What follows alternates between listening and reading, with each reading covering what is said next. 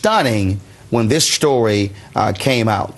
And it broke on Tuesday of this week. And I was supposed to interview Bishop Long on the Joyner Morning Show on Thursday.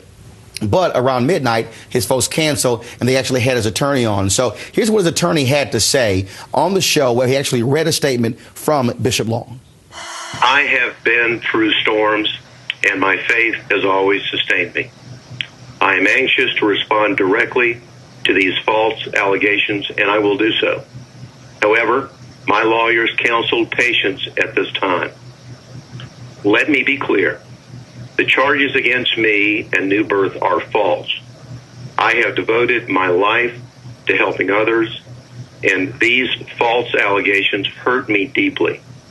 But my faith is strong, and the truth will emerge. All I ask is for your patience as we continue to categorically deny each and every one of these ugly charges. Finally, I have done as I have done for thousands of others over my decades of preaching. I ask for your prayers for me, my family, and our church. On Sunday at New Birth, I will respond to my congregation. Now, he is scheduled to address the congregation today at this time at the church. Not sure if that will actually take place. Karen, comes on Tuesday. This is on Thursday. Right. He addresses on Sunday. Serious charges for somebody who has spoken out against homosexuality, right, against gay marriage. A huge church. Is it a mistake to wait 5 days to hear from him personally? You know, in this instance, it might not be, and here's why. I mean, it was interesting that the statement was read by his lawyer, not surprisingly, because now that there's a legal case, there's the public relations element, but there's a legal element. But it's a civil case, not a criminal case. True, but anything you say publicly could be used in the case, so you got to be mindful of that. Also, his interests and the interests of the church itself are not necessarily aligned, and I think part of what they're probably doing over these few days has been to figure out sort of what's the mood out there, what's the mood of the congregation. Are they going to stand by him? Because if so, then that means that's an asset for him to stand on in terms of how he decides to defend his reputation and move forward with the case.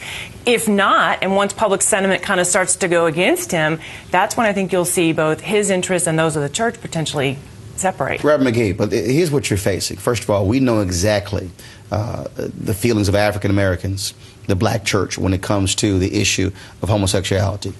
A preacher, strong men's ministry, allegations you were having sex with boys who all of a sudden became men.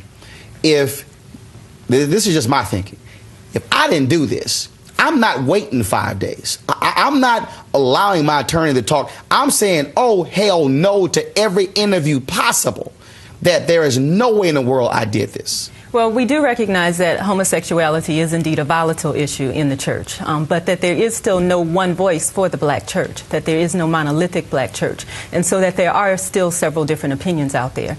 The reality is, though, that this is still an allegation at this point, and that it points to a difference in power, that when we look at it, that we see a pastor and parishioner, we see an adult with children, we see a mentor with mentee, and what that means is that there's a power structure and that there's an abuse of power in the allegations that have been presented. And that's the larger issue, is that children in this case, as the allegations present, have been abused possibly. And so that the larger issue is how then do we address abuse of children, whether it's happening in the church or wherever it may be. Smokey, look, I've been reading the comments online, and trust me, folks have been saying they want to hear from him.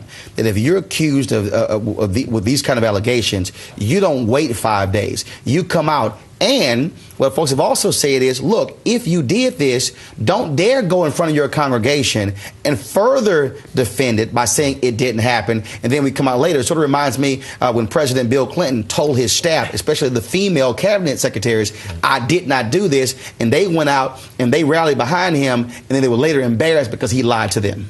Well, I think that the one thing that changed his strategy in all this was the release of the pictures.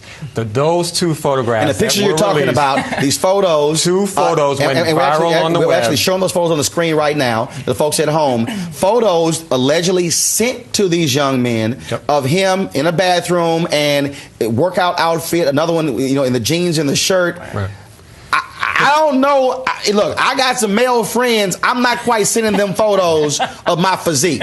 Well, potentially innocent pictures unless there were allegations of this kind that preceded them, right? And so these are the pictures that are fueling all the comments online of saying he has to have done this by looking at these photos of a man who took a self-portrait and allegedly sent it to the accuser. Now, the accuser, one of the accusers, was also allegedly accused of breaking into the church and stealing his iPod and his iPhone. From a crisis communications perspective, on the one hand, this does look very damning because, again, it's the drip drop. And the attorney said, well, it's vanity. But it's always the drip drop of pictures and emails and text messages. Why people haven't, in the age of Tiger Woods, figured out that all that stuff is forever, Right. I don't know. But that does make you look guilty. On the other hand, again, what I would imagine they're doing over the course of this 5 days is trying to figure out what's out there. Because what you don't know is what's going to hurt you when you try to go out there and say, I didn't do it, and then, oops, some pictures show up. So it may be that he today says,